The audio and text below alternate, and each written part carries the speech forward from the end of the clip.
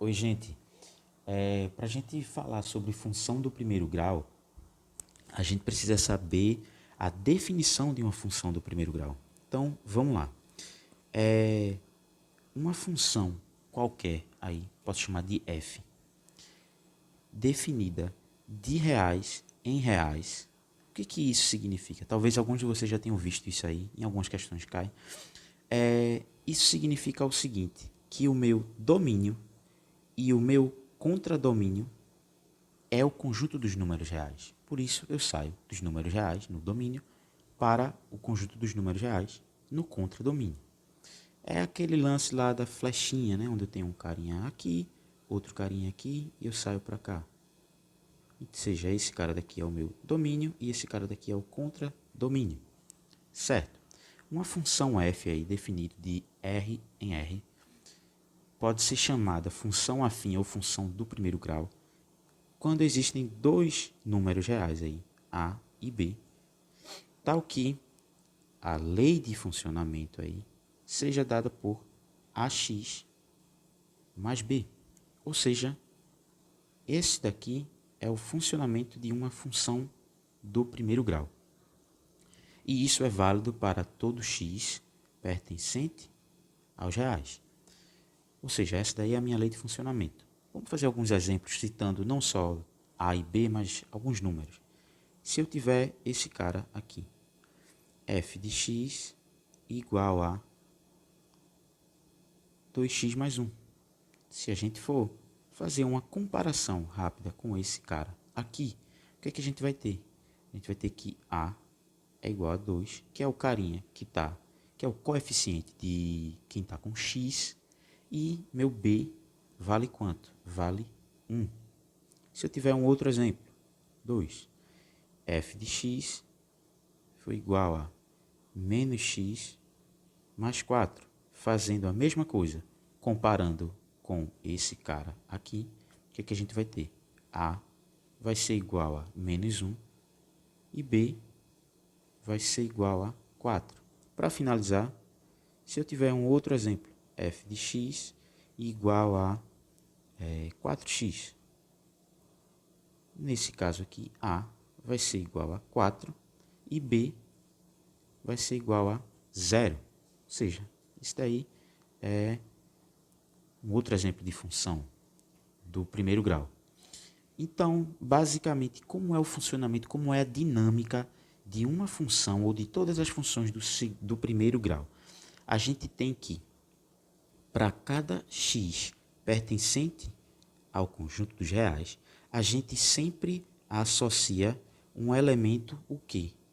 AX mais B. Ou seja, para cada valor de x, eu vou ter um correspondente a x mais b. Como assim? Como é que a gente faz isso na prática? Vamos fazer.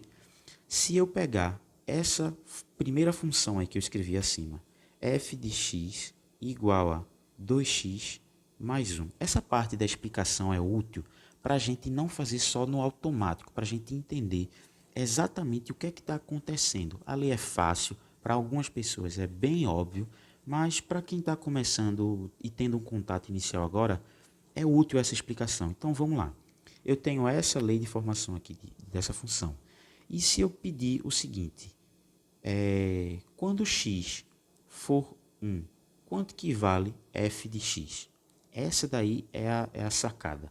Vamos lá, então eu vou fazer o quê? F de x igual a 1, que vai ser quanto? 2 vezes 1 mais 1, que vai ser quanto? 2 vezes 1, 2, mais 1, 3. Então, 3. Moral da história. Quando o x for 3, f de x, aliás, quando x for 1, perdão, quando x for 1, f de x igual a 3. Ou seja, para cada elemento x, eu vou ter um associado quanto? A x mais b, que nesse caso foi 2x mais 1. Ou seja, é sempre essa associação aí. Para cada x, eu sempre associo o mesmo a x mais b. E assim sucessivamente. Beleza? Então vamos lá. que a gente tem? Ah, detalhe, quando esse A for diferente de zero, porque se A for igual a zero, não vai fazer muita coisa. Mas, enfim, a gente também tem o quê? Esses termos da função do primeiro grau, né? Que é exatamente o A e o B. Esse A é o que a gente chama de coeficiente angular. E esse B é o termo independente. Termo independente. O que esses caras fazem na minha função? Vamos tentar entender melhor isso daí com o gráfico no plano cartesiano, né? Onde a gente tem aqui eixo x e eixo y. Y e x. Vamos supor que tenha uma reta qualquer, que eu vou criar na minha mente agora, que tenha esse tipo de comportamento, certo?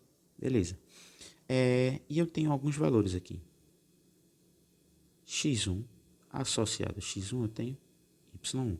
E aqui x2 associado a x2 eu tenho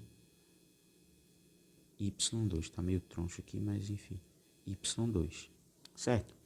E o que a gente tem? Se a gente observar direitinho aqui, ou esse gráfico aí, a gente vai entender, vai perceber que tem um triângulo retângulo aí, certo? Como se houvesse um triângulo retângulo. Isso aqui. E para todo triângulo retângulo tem alguns ângulos. Isso daqui eu posso chamar de alfa, certo? O que acontece? Por definição, esse A, que é o coeficiente angular da minha função do primeiro grau, é dado pelo seguinte: A é igual a variação de y sobre variação de x. Quem é variação de x e quem é variação de y? É fácil enxergar. Apesar de ter toda essa álgebra, todo x1, y1, y2 e tal, é basicamente o seguinte, vou escrever de vermelho. Se tu tá na origem aqui e tu vai até esse y2, tu vai percorrer uma distância y2. Se tu tá na origem e vai até y1, tu vai percorrer uma distância qual? y1. Ou seja, é esse intervalo aqui, daqui até aqui, é o que a gente chama de ΔY, que nada mais é do que y2 menos y1. Como assim? Se tu tem daqui para cá, aqui é 0 e aqui é 7, e daqui para cá isso vale 3, essa distância aqui vai valer quanto? Vai valer 7 menos 3. Essa é a ideia. y2 menos y1. Eu espero que tenha ficado claro isso aqui. Então, vamos lá. ΔY, só escrevendo aqui, ΔY é igual a y2 menos y1. Da mesma coisa para o x. Se você está aqui na origem e vai até x2, você percorre x2, óbvio. Se você está aqui e vai até x1, você percorre x1. E esse intervalo aqui nada mais é do que x2 menos x1. Portanto, ΔX é quem? x2 menos x1. Portanto, esse coeficiente angular da minha função do primeiro grau é dado por quem? Por esse cara, variação de y sobre variação de x. Vamos fazer um exemplo numérico, só para ficar um pouquinho mais claro. Talvez algumas pessoas tenham mais facilidade.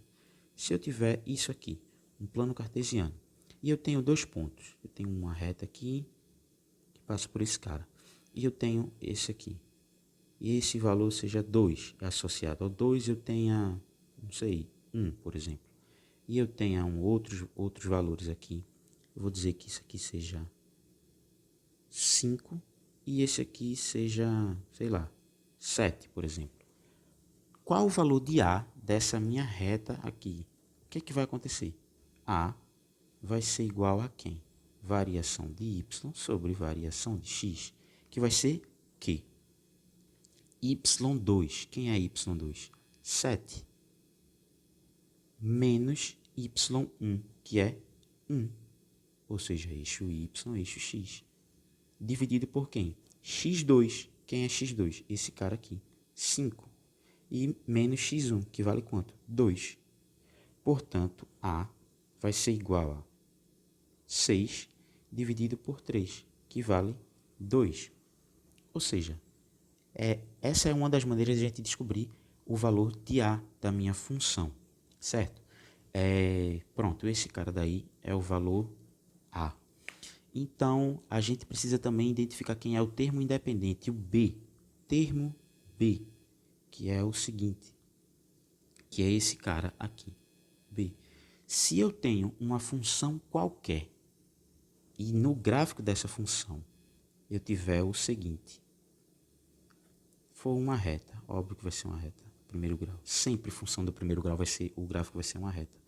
E vamos supor que esse ponto aqui, onde essa reta intersecta o eixo Y, sempre será o valor de B. Exemplo, essa daqui é a minha reta 1. Reta 1 intersecta o eixo Y no ponto 0, que aqui x vale 0, 0, e quando o y for 5, por exemplo. Então, nessa reta aqui, B vale 5. Vamos fazer outro exemplo para talvez ficar um pouquinho mais claro. Se eu tiver uma outra reta aqui, e essa reta seja da seguinte maneira, e ela seja dessa maneira aqui, e nesse ponto aqui, y vale menos 2, óbvio e claro que B, nesse caso, vale menos 2. Para finalizar, vamos fazer uma outra reta, só para ficar mais claro. Se eu tiver essa reta aqui, algo mais ou menos assim, e esse ponto aqui esteja passando em y, quando o y vale 1, por exemplo. Então, de cara, eu já sei que meu B ele vale 1. Ou seja, onde a função do primeiro grau intersectar o eixo y, é nesse ponto aí de y que vale o B, certo? Então, a gente precisa saber o seguinte, quem é A e quem é B. Coeficiente angular é o A e o termo independente é meu B. Também, se a gente estiver trabalhando com função do primeiro grau, a gente precisa saber quando que uma função é crescente ou quando ela é decrescente. Isso é fácil de saber. Como que a gente sabe? Para uma função crescente, esse A ele tem que ser necessariamente maior que zero. E para uma função decrescente, esse A ele tem que ser necessariamente menor que zero. Vamos colocar isso na prática. Um exemplo de função crescente e um exemplo de função decrescente. Se eu tiver uma função que seja dada pelo seguinte, f de x, como aquela primeira lá, 2x mais 1. Nesse caso, a vale 2 e 2 é maior que zero. Portanto, essa é uma função crescente. E um exemplo de função decrescente. f de x é igual a menos 2x mais 1. Ou seja, a, nesse caso, é igual a menos 2, que é menor que zero. Então, isso configura uma função decrescente. Certo? Então, no geral, o vídeo já está com 3 minutos, quase 14. No geral, o que é que a gente tem para uma função do primeiro grau? A gente precisa saber que essa daqui é a lei de formação de uma função do primeiro grau, f de x igual a x mais b, onde eu saio do conjunto dos números reais e também vou para os números do conjunto dos números reais, domínio e contradomínio. Basicamente, a gente tem que f de x igual a x mais b, e a gente tem para cada x pertencente aos reais, a gente associa um valor a x mais b, também pertencente aos reais, quando a for diferente de zero.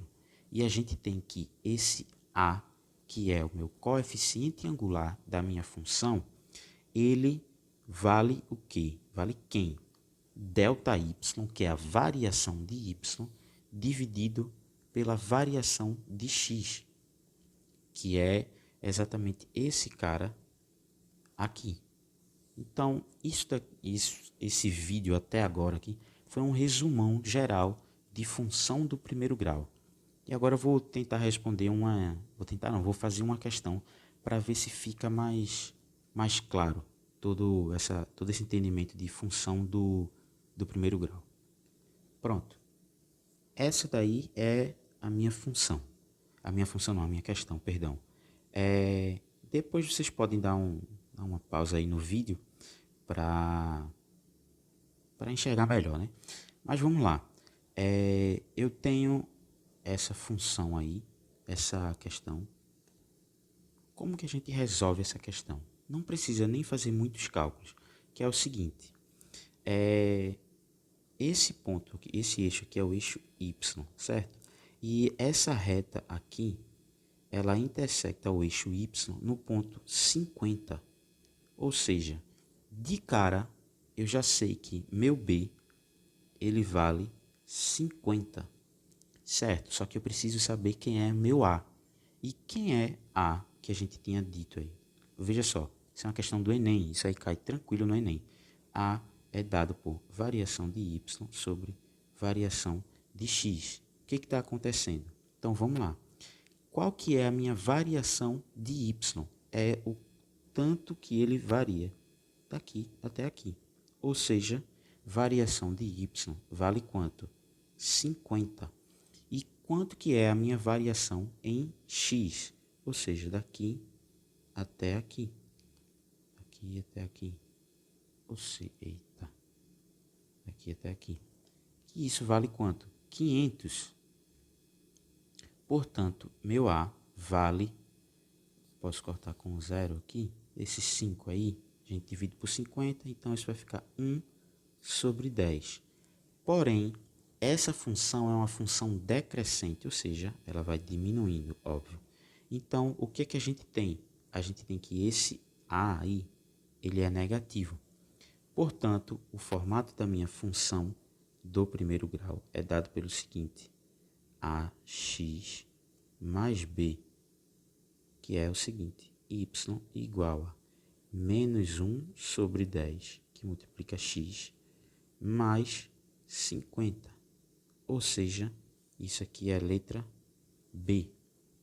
Enfim, gente, eu queria que esse vídeo não ficasse muito grande, porém, ficou com praticamente 18 minutos. Enfim, é isso. Vou tentar fazer uma parte 2 só com exercícios de função do primeiro grau, para a gente praticar toda essa teoria aí. Enfim, para quem ficou até o final aí, agradeço de coração. Valeu, gente. Valeu, obrigado.